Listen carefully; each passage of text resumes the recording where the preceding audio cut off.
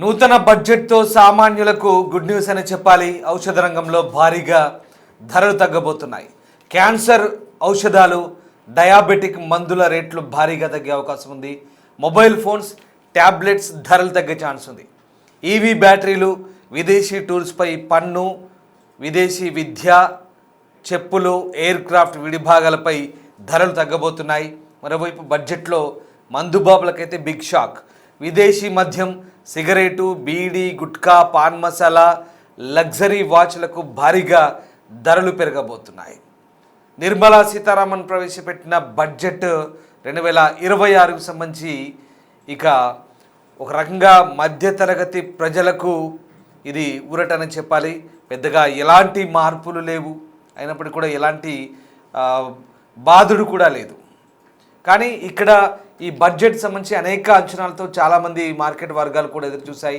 But stock market నిరాశపరిచి, ఎవరైతే trade వర్గాలను నిరాశపరిచింది, దీంతో స్టాక్ మార్కెట్లు నష్టాల్లో చవి చూసిన పరిస్థితి వాళ్ళంతా కూడా. ఇక మరోవైపు నిర్మలా సీతారామన్ ప్రవేశపెట్టిన బడ్జెట్ సంబంధించి ఇది అందరికీ అనుకూలమైన బడ్జెట్, మంచి బడ్జెట్ అంటూ ప్రభుత్వం చెప్పే ప్రయత్నం చేసింది. మరోవైపు ప్రతిపక్షాలు యథావిధిగానే బడ్జెట్పై పెదవి విరిచిన పరిస్థితి. ఒక్కసారి నిర్మలా సీతారామన్ ప్రవేశపెట్టిన బడ్జెట్ సంబంధించి ఎట్లాంటి ఎఫెక్ట్ ఉంది, ముఖ్యంగా ఈ బడ్జెట్లో ఏవి ధరలు పెరుగుతాయి, ఏవి తగ్గుతాయో తెలుసుకునే ప్రయత్నం చేద్దాం. ధరలు తగ్గే ఏంటో ముందు చెప్తాను. విదేశీ పర్యాటక ప్యాకేజీలు, వీటిపై ట్యాక్స్ కలెక్ట్ ఎట్ ఫోర్స్ అంటారు, అది TCS. ఇది 2% తగ్గించారు. అంటే విదేశీ ప్రయాణాలు ఏవైతే ఉంటాయో, పర్యాటక రంగానికి సంబంధించి ఎక్కడైతే టూర్లకు వెళ్తుంటారో వాళ్ళకి ట్యాక్స్ కలెక్టెడ్ సోర్స్ అనేది తగ్గిస్తున్నారు. TCSని 2% తగ్గిస్తున్నారు. ఇక నెక్స్ట్ విదేశీ విద్య, దీనిపై కూడా TDSను తగ్గిస్తున్నారు. అంటే లిబరైజ్డ్ రెమిటెన్స్ స్కీమ్ అంటారు. LRS కింద విద్యా ఖర్చుల కోసం దీనిపైన TDS తగ్గించారు. ఇక ఆల్కహాలిక్ లిక్కర్, తుక్కు, అలాగే కొన్ని రకాలైనటువంటి ఖనిజాలు, వీటిపై కస్టమ్స్ డ్యూటీని 5% నుంచి 2%కు తగ్గించారు. మరోవైపు షూ అప్పర్ ఎగుమతులు, ఇందుకోసం అవసరమైన మెటీరియల్ దిగుమతిని డ్యూటీ రహితంగా ప్రకటించారు. వీటిపైన కూడా ట్యాక్స్ లేదు. అలాగే సోలార్ ప్యానెల్స్, వీటికి సంబంధించిన కీలక మెటీరియల్పై కూడా బేసిక్ కస్టమ్స్ డ్యూటీని తొలగించారు. అలాగే ఎనర్జీ ట్రాన్సిషన్ పరికరాలు, వీటిపై కూడా బేసిక్ పన్ను ఏదైతే ఉంటుందో దాన్ని కూడా తొలగించారు. క్యాపిటల్ గూడ్స్, క్రిటికల్ మినరల్స్పై కూడా బేసిక్ సుంకాలు తగ్గించారు. మరోవైపు వ్యక్తిగత వినియోగానికి వాడే పరికరాలపై బేసిక్ సుంకాలు అంటే దాదాపు 20% నుంచి 10%కి కుదించినట్టుగా తెలుస్తోంది.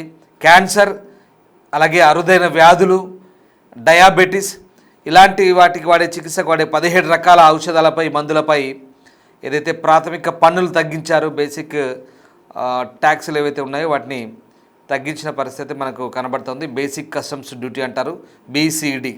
సో వాటిని తగ్గించారు. ఇక మన దేశ తీర ప్రాంతం నుంచి ప్రత్యేక ఆర్థిక మండలి పరిధి వరకు ఉన్న సముద్ర జలాల్లో మన జాలర్లు పట్టుకున్న చేపలు, అలాగే అణు విద్యుత్ ప్రాజెక్టులకు వాడే పరికరాలు, విద్యుత్ వాహనాలు వాడే బ్యాటరీలు, భారత్లో తయారయ్యే స్మార్ట్ ఫోన్లు, అలాగే పర్సనల్ కంప్యూటర్ తరహాలో ఉండేటువంటి ట్యాబ్లెట్లు, విమానాల విడిభాగాలు, ఈ ధరలన్నీ కూడా పూర్తిగా తగ్గాయి. ఒకసారి స్క్రీన్పై చూడొచ్చు. మొబైల్స్, ఇదిగో విమానాల విడిభాగాలు, విద్యుత్ వాహనాలు, ఎలక్ట్రిక్ వాహనాలు, బ్యాటరీలు, అలాగే తర్వాత అణు విద్యుత్ ప్రాజెక్టు వాడే పరికరాలు, ఇవన్నీ కూడా ధరలు తగ్గిన పరిస్థితి. మరోవైపు ధరలు ఎక్కడ పెరుగుతాయి ఒకసారి చూద్దాం. ఆదాయపు వివరాలు సరిగ్గా చూపిన వారికి విధించే జరిమానా 100% పెంచారు. అలాగే బహిర్గతం చేయని చరాస్తులపై ఇప్పుడు జరిమానా విధించారు. ఏదైతే ఆస్తులు ఉన్నా కూడా చెప్పకుండా దాచిపెట్టే వాళ్ళు ఉంటారు కదా, సో వాటికి సంబంధించి ఇప్పుడు జరిమానా పెడుతున్నారంటే ఇంతకుముందు జైలు శిక్ష ఉండేది, ఇప్పుడు జరిమానాకే సరిపెడుతున్నారు. ఆ జైలు శిక్షలు రద్దు చేశారు. ఇక ఏం పెరుగుతున్నాయి, ఎక్కడెక్కడ పెరుగుతున్నాయి? విలాసవంతమైన వాచులు, అంటే ఖరీదైన గడియారాలు, ఆల్కహాల్, అంటే మందు తాగుతారు కదా, ఆల్కహాల్, విస్కీ, బీరు ఇలాంటివి ఉంటాయి కదా, ఇవన్నీ కూడా. అట్లాగే సిగరెట్లు, బీడీలు, పాన్ మసాలా, గుట్కా ఇవన్నీ కూడా విలాసవంతమైన వస్తువులుగా పరిగణించి వీటన్నిటి రేట్లు పెంచారు ఆల్రెడీ ఈ బడ్జెట్లో. అవి ఎప్పుడు అమల్లోకి వస్తాయనేది చూడాలి. సో ఫ్యూచర్స్ ఆప్షన్స్ ట్రేడింగ్ వచ్చేసి ట్రేడ్ మార్కెట్లో స్వల్పకాలిక ట్రేడింగ్ చేసే వాళ్ళకి ఇది నష్టమే, దీర్ఘకాలిక ట్రేడింగ్ చేసే వాళ్ళకి ఇది ఒక రకంగా స్థిరంగా ఉంటుంది. కాబట్టి అది ఫ్యూచర్స్ ఆప్షన్ ట్రేడింగ్ అనేది వాళ్ళకి ఎస్టీటీ అనేది ఆ రూపంలో పన్నులు విధిస్తున్నారు. అలాగే కాఫీ రోస్టింగ్, కాఫీ మిషన్లు ఉంటాయి కదా, కాఫీ బ్రూవింగ్, వెండింగ్ యంత్రాలు, వీటిపై కూడా పెంచారు ధరలు. ఇక కొన్ని రకాల ఎరువులపై దిగుమతి ఫీజులను తొలగించారు. అమ్మోనియం ఫాస్ఫేట్, అమ్మోనియం నైట్రోఫాస్ఫేట్ వంటి వాటి ధరలు పెరగవచ్చు. అంటే urea, ammonium phosphate urea, ammonium nitrophosphate, ఇది రైతులకు ఐడియా ఉంటుంది. అలాగే ఇక మన కెమెరాలు ఉంటాయి కదా, సినిమా షూటింగ్లు చూసేటి మామూలుగా షూటింగ్ చేసే కెమెరాలు, ఇప్పుడు ఈ న్యూస్కు మేము కూడా వాడతాం కదా, న్యూస్ వాడే కెమెరాలు, మామూలుగా కెమెరాలు ఎవరైనా కొనుక్కుంటారు. ఈ మధ్యకాలంలో బాగా కెమెరాలు కూడా జనాలు కెమెరా ఫ్రెండ్లీ అయిపోయారు. ఫోటోషూట్స్ అని, రీల్స్ అని చాలామంది అందరూ కూడా అదిగో చూడండి అవే ఆ కెమెరాలు, తర్వాత వాటికి వాడే పరికరాలు, ఇవన్నీ కూడా ధరలు పెరుగుతాయి. సో చాలామందికి అందుబాటులో ఉన్నాయి. ఇప్పుడు ఈ మధ్య ఇందాక నేను చెప్పినట్టుగా ఫోటోషూట్స్ కానీ బాగా వెళ్తున్నారు. సో వీటి కెమెరాలు కొంచెం రేట్లు పెరిగాయి. ఇది పరిస్థితి. ఇప్పుడు నిర్మలా సీతారామన్ ప్రవేశపెట్టిన బడ్జెట్లో ఏవి తగ్గుతాయి, ఏవి పెరుగుతాయి అనేది నేను మీకు చెప్పే ప్రయత్నం చేశాను. అలాగే టాప్ 10 ఏంటి, అసలు హైలైట్స్ ఏంటి అనేది ఒకసారి మళ్ళీ మీకు చెప్తాను. నిర్మలా సీతారామన్ ప్రవేశపెట్టిన బడ్జెట్లో కీలకమైన కొన్ని ప్రకటనలు: హైస్పీడ్ రైల్ కారిడార్లు, పన్ను మినహాయింపులు, ఫ్యూచర్స్ ట్రేడింగ్పై పన్ను పెంపు వంటి కీలక అంశాలను టచ్ చేశారు. ఈ క్రమంలోనే బడ్జెట్ 2025లో ప్రకటించిన అంశాలకు సంబంధించి ఇప్పుడు 26లో ప్రకటించిన అంశాలకైతే కొంత భిన్నంగా ఉంది. మనం ఒకసారి తెలుసుకునే ప్రయత్నం చేద్దాం. సో ఈ వచ్చే ఆర్థిక సంవత్సరం 2026-27 అంటే మన మార్చి నుంచి స్టార్ట్ అయ్యే ఫైనాన్షియల్ నెక్స్ట్ ఇయర్ ఏదైతే ఉందో దానికి సంబంధించిన బడ్జెట్ వచ్చేసింది. పార్లమెంట్లో ప్రవేశపెట్టిన బడ్జెట్ సంబంధించి 9వసారి ఆమె రికార్డు బడ్జెట్ ఇప్పుడు ఆమె నిర్మలా సీతారామన్. దేశ ఆర్థిక వృద్ధిని వేగవంతం చేయడం, సబ్కా సాత్ సబ్కా వికాస్ లక్ష్యానికి అనుగుణంగా రూపొందించమని చెప్తున్నారు. ముఖ్యంగా కీలక రంగాలకు భారీ కేటాయింపులు చేశారు. విదేశీ పెట్టుబడులకు అవకాశాలు, ఫ్యూచర్స్ ట్రేడింగ్పై పన్నుల పెంపు వంటి కీలక నిర్ణయాలు ఉన్నాయి. ఇక మరీ ముఖ్యంగా ప్రధానంగా ప్రస్తుతానికైతే ఈ పెట్టుబడులు ఏవైతే ఉన్నాయో వాటిని క్యాపెక్స్ అంటారు. క్యాపెక్స్ పెంచారు. ప్రభుత్వం మౌలిక సదుపాయాల మీద భారీ మొత్తంలో ఖర్చు చేసేందుకు సిద్ధమైంది. ఈ క్యాపెక్స్ దాదాపు 11.2 లక్షల కోట్లు, అంటే 11,02,000 కోట్లు, దాదాపు 2026-27 ఆర్థిక సంవత్సరానికి 12.2 లక్షల కోట్లకు పెంచారు. ఇప్పుడున్న దానికి ఇంకొక దాదాపు 100 కోట్లు ఎక్కువ పెంచారనమాట, 100 లక్షల కోట్లు. సో ఆ రకంగా దాదాపు 9% కంటే ఎక్కువ కేటాయింపులు చేశారు. ఇది ఆర్థిక వృద్ధికి దోహదపడుతుంది. కొత్తగా 7 హైస్పీడ్ రైళ్లు ఉన్నాయి. ఇది ఎందుకు ఇంత నెమ్మదిగా నేను మీకు చెప్తున్నానంటే ఒక్కొక్కటి మీకు అర్థం కావాలని. బడ్జెట్కి సంబంధించిన అంశాలు ఫాస్ట్గా చెప్పుకుంటూ వెళ్ళొచ్చు, కానీ వ్యూవర్స్ అడ్వైస్ ఏం చెప్తున్నానంటే నెమ్మదిగా ఈ అంశాల వారిగా మీకు చెప్తుంటే కాస్త నెమ్మదిగా ఈ అంశాల వారిగా మీరు ఈ బడ్జెట్ అంశాలను పూర్తిగా మీరు కూడా విశ్లేషించవచ్చు. అవసరమైతే ప్రతి ఒక్కరు, అఫ్కోర్స్ ఎవరికైనా బడ్జెట్లో ఏం జరుగుతుంది, అసలు ఏం తగ్గుతున్నాయి ఏం తగ్గట్లేదు అన్నప్పుడు కాస్త డిస్కస్ చేసుకునే ఛాన్స్ ఉంటుంది, రైట్. ఇక రెండోది, కొత్తగా 7 హైస్పీడ్ రైల్ కారిడార్లు వస్తున్నాయి. ముంబై పూణే ఒక హైస్పీడ్ రైలు వస్తుంది, పూణే హైదరాబాద్ ఒక హైస్పీడ్ రైలు వస్తుంది, హైదరాబాద్ బెంగళూరుకు మరొక కొత్త హైస్పీడ్ రైలు స్టార్ట్ కాబోతోంది, హైదరాబాద్ చెన్నైకి ఒక కొత్త హైస్పీడ్ రైలు వస్తుంది, చెన్నై టు బెంగళూరు అదొక కొత్త హైస్పీడ్ రైలు, మళ్ళీ ఢిల్లీ వారణాసి కొత్త హైస్పీడ్ రైలు, మన ఢిల్లీ పోయి అక్కడి నుంచి కాశీ పోవడానికి మళ్ళీ ఒక మంచి మార్గం ఇది. తర్వాత వారణాసి సిలిగుడి మధ్య హైస్పీడ్ రైలు కారిడార్లు, ఇవన్నీ కూడా కొత్త ప్రతిపాదనలు. అంటే హైస్పీడ్ రైళ్ళు వస్తున్నాయంటే ఈ కారిడార్స్ ప్రపోజల్స్ ఇవన్నీ కూడా ఇప్పుడు ఆల్రెడీ ఉన్నాయి. మనకి ఉన్న రూట్లలో వెంటనే వీలైనంత తొందరగా వీటిని స్టార్ట్ చేయొచ్చు. ఈ ప్రతిపాదనలు ఎప్పుడు నిధులు మంజూరు అయ్యాక ఇవి బహుశా ఈ ఇయర్లో మరి ఎప్పుడు అయితే అనేది తెలియదు ఇంకా. సో ఈ వారణాసి సిలిగురి అంటే ఈ డార్జిలింగ్ పశ్చిమ బెంగాల్ దగ్గర ఉంటుంది. సో ఆ రూట్లో ఒకటి. అది. ఇక మూడోది బాండ్ మార్కెట్ను బలోపేతం చేయడం. కార్పొరేట్ బాండ్ మార్కెట్ను మెరుగుపరిచేందుకు మార్కెట్ మేకింగ్ ఫ్రేమ్వర్క్, ఇవన్నీ కూడా కార్పొరేట్ సంబంధించినటువంటి అంశాలు. రైట్. ఇక చిన్న నగరాలకు అమృత్ స్కీమ్ కొనసాగిస్తున్న నిర్ణయం. ఇప్పుడు చిన్న చిన్న పట్టణాలు ఉన్నాయనుకోండి, ప్రతి ఏడాది 100 కోట్లు అట్లా ఇచ్చి వాటిని డెవలప్ చేస్తారు. కొన్ని పట్టణాలే ఉంటాయి, అన్నిటికీ ఉండదు అమృత్ స్కీమ్ కింద. కొన్ని సెలెక్టివ్ పట్టణాలు ఉంటాయి, రాష్ట్ర ప్రభుత్వం ప్రతిపాదించిన పట్టణాలు. ఆ పట్టణాలకు కేంద్ర ప్రభుత్వం నుంచి అదనంగా రాష్ట్ర ప్రభుత్వం మున్సిపల్ శాఖ బడ్జెట్ నుంచి కేటాయించే నిధులు కాక అదనంగా ఈ అమృత్ కింద నుంచి చిన్న చిన్న మున్సిపాలిటీలకు వస్తాయి. సో ఆ రకంగా సపోజ్ ఇప్పుడు మా సిద్దిపేట ఉంది, సిద్దిపేటకు సంబంధించి అమృత్ స్కీమ్ కింద నిధులు వస్తుంటాయి. సో ఆ రకంగా కొత్త ఇంకా చాలా ఉన్నాయి. కేవలం తెలంగాణలో అదొకటే కాదు, కొన్ని మున్సిపాలిటీకి సంబంధించి అమృత్ స్కీమ్ కింద నిధులు వస్తుంటాయి, అట్లా ఉంటాయి. తర్వాత బ్యాంకింగ్ కమిటీ. భారతదేశ తదుపరి దశ ఆర్థిక వృద్ధి కోసం బ్యాంకింగ్ సిస్టమ్ను సిద్ధం చేసేందుకు హై లెవెల్ కమిటీ ఏర్పాటు చేయబోతున్నారు. ఫైనాన్షియల్ స్టెబిలిటీ, ఇంక్లూజివ్ కన్జ్యూమర్ ప్రొటెక్షన్పై దృష్టి పెట్టబోతున్నారు. అలాగే 5వది ఎన్ఆర్ఐల ఇన్వెస్ట్మెంట్ పరిమితి పెంపు. ఎన్ఆర్ఐలు ఒక కంపెనీలో ఇన్వెస్ట్ చేసే పరిమితిని 5% నుంచి 10% పెంచారు. మొత్తంగా ఉన్న పరిమితిని 24% పెంచారు. దీంతో విదేశీ డబ్బు మరింత ఎక్కువగా దేశంలోకి రాకపోతుంది, మార్కెట్ లిక్విడిటీ పెరుగుతుంది. విదేశీ పెట్టుబడులకు ఇప్పుడు అంటే ఎన్ఆర్ఐలు మన దగ్గర మన వాళ్ళే, నాన్ రెసిడెంట్ ఆఫ్ ఇండియన్స్ ఎవరైతే ఉంటారో ప్రవాసులు, వాళ్ళు ఇక్కడ పెట్టుబడులు పెట్టుకోవచ్చు 24% దాకా, ఎలాంటి ఇబ్బంది లేదు. దాని ద్వారా మన వాళ్ళు అక్కడ పోయి సంపాదించిన డబ్బంతా మళ్ళీ మన దేశంలో పెట్టుకుంటారు, డబ్బంతా ఇడికే వస్తాయి ఎక్కడ పోదు. రైట్. ఇక 6వది ఫిజికల్ కన్సాలిడేషన్ కొనసాగింపు. అంటే ఇది కొంత టెక్నికల్గా ఉంటుందండి, నెట్ మార్కెటింగ్ సంబంధించినటువంటి అంశం ఇది. ఇక 7వది ఎస్టీటీ పెంపు. ఫ్యూచర్స్ అండ్ ఆప్షన్స్పై సెక్యూరిటీస్ ట్రాన్సాక్షన్ టాక్స్ అంటారు. ఇది ఏదైతే ఉందో మీకు ఇందాక మనం స్టాక్ మార్కెట్లు ఎందుకు పడిపోయినాయి అనుకోవచ్చు మీరు ఇవాళ. ఏంది బడ్జెట్ స్టార్ట్ కాగానే స్టాక్ మార్కెట్ కుప్పగోలింది, స్టాక్ మార్కెట్ నష్టాల్లో ఉందంటూ మేము వార్తలు చదువుతుంటాం, మీకు అర్థం కాకపోతుండొచ్చు బహుశా ఆ టైంలో. అసలు ఏంటి స్టాక్ మార్కెట్ ఎందుకు నష్టపోయింది అనేది మీకు ఒకసారి చెప్తాను. ఫ్యూచర్స్ అండ్ ఆప్షన్స్ అంటే ఈ పెట్టుబడులు ఏవైతే ఉంటాయో ట్రేడింగ్ చేసేటప్పుడు అక్కడ చిన్న చిన్న రిటైల్ ట్రేడర్స్ ఎవరైతే ఉంటారో వాళ్ళు, అలాగే బడా ఇన్వెస్టర్లు ఉంటారు ట్రేడింగ్ చేసేవాళ్ళు, వీళ్ళందరికీ కూడా ఈ ఫ్యూచర్స్ అండ్ ఆప్షన్స్ అనే 2 రకాలు ఉంటాయి. సో వాటి మీద ట్యాక్స్లు అయితే విధించారు. విధించినప్పుడు ఏంటంటే ఈ చిన్న తరహా అంటే అవగాహన ఉండో లేకో కొంతమంది ప్రతి ఒక్కరు కూడా ట్రేడ్ మార్కెట్లోకి వస్తున్నారు, స్టాక్ మార్కెట్లోకి వచ్చి ట్రేడింగ్ చేయడము అది ఇది చెయ్యొద్దని రూల్ ఏం లేదు. అట్లని చెప్పేసి చేసి చేతులు కాల్చుకోవాల్సిన అవసరం కూడా లేదు, నష్టపోతారు అవగాహన లేకుండా. సో అది పరిస్థితి. వాటిని కాస్త అరికట్టేందుకు, తగ్గించేందుకు, అఫ్కోర్స్ ఇది వాళ్ళకి నిరుత్సాహపరిచే అంశమే చిన్న స్థాయి ట్రేడర్లకు. బట్ దానికంటే దీర్ఘకాలిక ప్రయోజనాలు ఉండే లాంగ్ రన్లో పనిచేసే ట్రేడర్లకి ఇది బాగా ఉపయోగం. దాని ద్వారా ఇన్కమ్ ట్యాక్స్ కూడా వస్తుంది. ఇది గవర్నమెంట్ ఉద్దేశం. దీంతో ప్రస్తుతం ఆ ట్యాక్స్ని 0.2% నుంచి 0.5% పెంచారు. ఈ రకంగా ఇదొక కీలక నిర్ణయం. ఇక మెడికల్ టూరిజం 8వది. భారతదేశాన్ని వైద్య పర్యాటక రంగంలో హబ్గా మార్చేందుకు కొత్త స్కీములు ఉన్నాయి.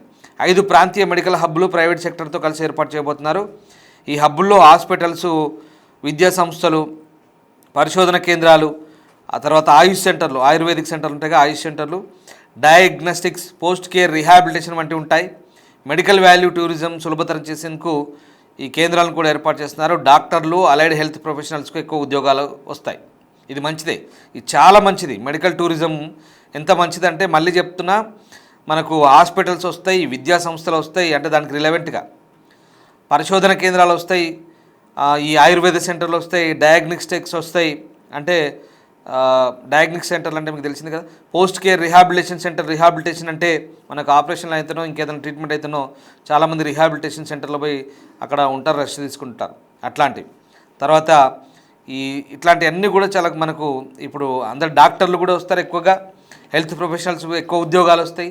తద్వారా మనకు ఒక రకంగా వైద్య రంగం మెరుగుపడుతుంది. చాలా కొరత ఉంది వాస్తవానికి, మనకు సరిపడేంత సంఖ్యలో ఇంకా లేరని చెప్పాలి వాస్తవానికి. ఇప్పటికైతే ఎలాంటి ఇబ్బందులు లేవు, బట్ ఇంకా ఎక్కువ ఉద్యోగాలు వస్తాయి. డాక్టర్లు వస్తారు, ఇంకా ఎక్కువగా హెల్త్ ప్రొఫెషనల్స్ వస్తారు, మేల్ కానీ ఫీమేల్ కానీ, నర్సులు, హాస్పిటల్ సంబంధించి. రైట్. ఇక రాష్ట్రాలకు సంబంధించి దాదాపు 1.4 లక్షల కోట్ల ఫైనాన్స్ కమిషన్ గ్రాంట్లు. ఎందుకంటే 16th ఫైనాన్స్ కమిషన్ ఆర్థిక సంఘం సిఫార్సులు పూర్తిగా ఆమోదించారు. రాష్ట్రాలకు విడుదల చేసే వాటా 41% కొనసాగిస్తున్నారు. 2026-27 సంవత్సరానికి గాను మొత్తం దాదాపు 1.4 లక్షల కోట్ల ఫైనాన్స్ కమిషన్ గ్రాంట్స్ ఇక రాష్ట్రాలకు కూడా మంచి గ్రాంట్లు వస్తాయి కేంద్రం నుంచి, బాగా అభివృద్ధి పనులకు కూడా ముందడుగు పడుతుంది. ఇక 10వది క్లౌడ్ సర్వీస్ ప్రొవైడర్లకు ట్యాక్స్ హాలిడే. ఇది కూడా ఇంపార్టెంటే, మీకు కొంత టెక్నికల్గా అర్థం కాకపోతే నేను డీటెయిల్గా చెప్తా. డేటా సెంటర్లు క్లౌడ్ సర్వీసెస్లో పెట్టుబడులు పెరిగేలా కీలక నిర్ణయం. ఎందుకంటే ఎక్కడైతే మనకు ఈ సాఫ్ట్వేర్ ఏదైతే నడుస్తుందో ఐటీ సంబంధించి బయటి దేశాల నుంచి కానీ విదేశాల నుంచి కానీ వచ్చే మనకు డేటా ప్రొవైడ్ చేసే వాళ్ళు ఎవరైతే ఉన్నారో వాళ్ళందరికీ కూడా ప్రపంచవ్యాప్తంగా క్లౌడ్ సర్వీసెస్ అందించే విదేశీ కంపెనీలకు 2047 దాకా, చూడండి ఇవాళ ఇది 2025, 2047 దాకా కంప్లీట్గా ట్యాక్స్ హాలిడే, అంటే మొత్తానికి ట్యాక్స్ కట్టుడే లేదు కావాలి. సో అది ప్రకటించారు. దేశంలోని కస్టమర్లకు సర్వీసెస్ ఇవ్వాలంటే భారతీయ రీసెల్లర్ ఎంటిటీ ద్వారా మాత్రమే ఇవ్వాలి. ఇక్కడ ఇది ఒక కండిషన్ పెట్టారు. సో ఆ రకంగా అంటే మన భారతీయ రీసెల్లర్ ఎంటిటీ ద్వారా మాత్రమే ఇవ్వాలి. కాబట్టి కస్టమర్కు సర్వీస్ ప్రొవైడర్ ఎవరైతే ఉన్నారో ఈ డేటాకు సంబంధించి వాళ్ళందరికీ కూడా ఇది ఒక కీలక నిర్ణయం. వాళ్ళ క్లౌడ్ సర్వీసెస్ డాటా సెంటర్లో పెట్టుబడి పెట్టే వాళ్ళకంతా కూడా ట్యాక్సులు లేవు. సో ఆ రకంగా ఈ బడ్జెట్ అంతా కూడా చాలా భిన్నంగా ఉంది. ఒక రకంగా పెద్దగా ఎవరి మీద ఏం భారం పడలేదు, అట్లని చెప్పేసి పెద్దగా ఊరట లేదు. బట్ మొన్న 2025 బడ్జెట్కి కొనసాగింపుగా ఇప్పుడు స్లాబ్ సిస్టమ్ ఉందండి, పన్ను సంబంధించి ఇన్కమ్ ట్యాక్స్ 17,75,000 దాకా మొన్న లాస్ట్ ఇయర్ ఇచ్చారు. ఇప్పుడు దాన్ని అది కంటిన్యూ చేస్తున్నారు. దానిలో ఎట్లాంటి ఇబ్బంది ఏం లేదు. సో ఆ రకంగా కానీ మనకి ఇక్కడ ఏముంటుంది, బాగా తాగుడు, మత్తు పదార్థాలు, మద్యము, సిగరెట్లు, బీడీ, గుట్కా, పాన్ మసాలా ఇట్లాంటి వాటన్నిటి మీద ఇవి సమాజంలో మంచి చేసే ఏం కావు, హ్యాబిచువల్గా చాలామంది తీసుకుంటారు కాబట్టి వీటి మీద పెంచిన నష్టం లేదు. మందు మీద, విదేశీ మద్యం మీద పెంచిన తప్పులేదు, సిగరెట్, బీడీ, గుట్కా మీద పెంచిన తప్పులేదు. అట్లా పెంచినా సిగరెట్లు తాగుతున్నారు, గుట్కాలు తింటున్నారు, అన్నీ జరుగుతున్నాయి. కానీ రేట్లు పెరగడం వల్ల అనవసరంగా వాటి జోలికి కొంతమంది మానేస్తారు డెఫినెట్గా, అది జరుగుతుంది పరిస్థితి. లగ్జరీ వాచ్లు ఏవైతే అంటే సామాన్యునికి ఏం ఇబ్బంది లేదు, లగ్జరీగా ఉండాలని ఎవరైతే ట్రై చేస్తారో వాళ్ళందరికైతే ఖచ్చితంగా మనకి ఇంపోర్ట్ ఎక్స్పోర్ట్స్ అవుతుంటాయి కాబట్టి వాటి మీద ట్యాక్సులు ఉంటాయి డెఫినెట్గా. సో ఇది మందుబాబులకైతే బిగ్ షాక్ అని చెప్పాలి బడ్జెట్ డెఫినెట్గా. సో ఆ రకంగా లగ్జరీ వస్తువుల మీద అయితే ట్యాక్సులు మళ్ళీ పెరగబోతున్నాయి, ధరలు పెరుగుతున్నాయి. సో ఆ రకంగా ప్రస్తుతం నిర్మలమ్మ ప్రవేశపెట్టిన బడ్జెట్ అయితే భిన్నాభిప్రాయాలు వ్యక్తమవుతున్నాయి. రైట్, ఇది బడ్జెట్ సంబంధించినటువంటి అంశాలు, కొన్ని కీలక అంశాలు మాత్రమే నేను మీకు చెప్పే ప్రయత్నం చేశాను. ఇంకా బడ్జెట్ చాలా ఉంటుంది, 80 నిమిషాల పాటు చెప్పింది. చాలా రంగాలు ఉంటాయి, చాలా ఉంటాయి. రక్షణ రంగానికి కూడా మంచి ఊతమిచ్చారు ఈసారి. ఎందుకంటే మనం మాట్లాడితే పక్క దేశపోడు యుద్ధం అంటాడు పాకిస్తాన్ వాడు, కాబట్టి ఎక్కడా ఏది కాంప్రమైజ్ అయ్యే ఛాన్స్ లేదు. ఆపరేషన్ సింధూర్లో ఏం చెప్పాలో అంత బుద్ధి చెప్పాం. ఈసారి రక్షణ రంగానికి కూడా భారీ కేటాయింపులు ఉన్నాయి. ఇది ఈ ప్రభుత్వం స్టేబుల్గా ఉంది కాబట్టి ఖచ్చితంగా విదేశీ ఎవరైనా మన వైపు తిరిగి చూడాలి, మన మీద దురాక్రమణకో మన మీద బెదిరింపులకు దిగాలంటే భయపడే రోజులు వచ్చినాయి. ఇది పాత భారతదేశం కాదు, ఇది కొత్త ఇండియా, కొత్త భారతదేశం. కాబట్టి మన రక్షణ రంగం కూడా మనం బలోపేతం చేసుకోవాలి, సాంకేతికంగా మనం గట్టిగా ఉండాలి. అంతరిక్షం దాకా అమెరికా తర్వాత భారతీయ అంతరిక్ష ప్రయోగాలు చేసేది. చాలామందికి ప్రపంచవ్యాప్తంగా విషయం తెలుసు, అందుకే చాలా దేశాలు జీర్ణించుకోలేవు. భారత్ని ఎదగనీయకుండా చేసే దేశాలు కూడా చాలా వరకు ఉన్నాయి, చైనా లాంటి దేశాలు, అమెరికా, ఈవెన్ అమెరికా కూడా. ఇట్లాంటి మనం అంటే స్వయం సమృద్ధి సాధిస్తున్నాం, ఆత్మనిర్భర్ భారత్ ఎత్తున్నాం. చాలా వరకు కూడా మన భారతదేశం మనంతలా మనం ఎదుగుతున్నాం, సొంతంగా మనం ప్రయోగాలు చేస్తున్నాం, సొంతంగా మనం అన్ని రకాలుగా స్వయం సమృద్ధి సాధిస్తున్నాం. ఇవాళ అన్ని రంగాల్లో ముందుకెళ్తున్నాం. సో ఆయా రంగాలకు సంబంధించి నేను బడ్జెట్ కేవలం ఈ కొన్ని అంశాలే కాదు, చాలా ఉన్నాయి. ఇవన్నీ కూడా మీరు కూడా కూలంకుషంగా తెలుసుకుంటే మంచిదే. ప్రతి ఒక్కరూ ఏంటి బడ్జెట్ మనకేముందిలే, అక్కడ ఏదో ఢిల్లీలో బడ్జెట్ పెట్టిరట మనకేమొస్తుంది అనుకోవడం కాదు. ప్రతి ఒక్క పౌరుడు తెలుసుకోవాలి అసలు బడ్జెట్ అంటే ఏంది, ఏం జరుగుతుంది, ఏం తగ్గుతున్నాయి, ఏం పెరుగుతున్నాయి. ప్రతి ఒక్కరికి మనతో ముడిపడింది ఇది. మనం పన్నులు కడుతున్నాం, ట్యాక్సులు కడుతున్నాం. మనం ప్రతి ఒక్కరం కూడా దీంట్లో మనకు తెలియకుండానే, చదువుకున్నా చదువుకోకపోయినా ఎవరైనా సరే మనకు తెలియకుండానే మనం అందరం కూడా దాంట్లో భాగస్వామ్యం అవుతున్నాం దేశ ఆర్థిక ప్రగతిలో. మన దేశానికి సంబంధించిన పౌరులం కాబట్టి ఖచ్చితంగా అందరికీ మనకి ఇది అనుసంధానమై ఉంటుంది. కాబట్టి తెలుసుకోండి బడ్జెట్ గురించి ఏం జరుగుతుందో ఒకసారి తెలుసుకునే ప్రయత్నం చేయండి. కూలంకుషంగా మీరు కూడా బడ్జెట్ గురించి డిస్కస్ చేయండి. ఈ వ్యూవర్స్ అడిగేది ఏంటంటే మీకు బడ్జెట్ సంబంధించి ఎట్లా అనిపించింది ఒకసారి కామెంట్ రూపంలో తెలియజేసే ప్రయత్నం చేయండి. ఈ 26 బడ్జెట్ 2026 to 27 సంబంధించినటువంటి ఈ వార్షిక బడ్జెట్లో మీకు ఏమనిపించింది? ప్రభుత్వం ప్రవేశపెట్టిన ఈ బడ్జెట్ గురించి మీ అభిప్రాయం ఏంటి? Please comment. Thank you.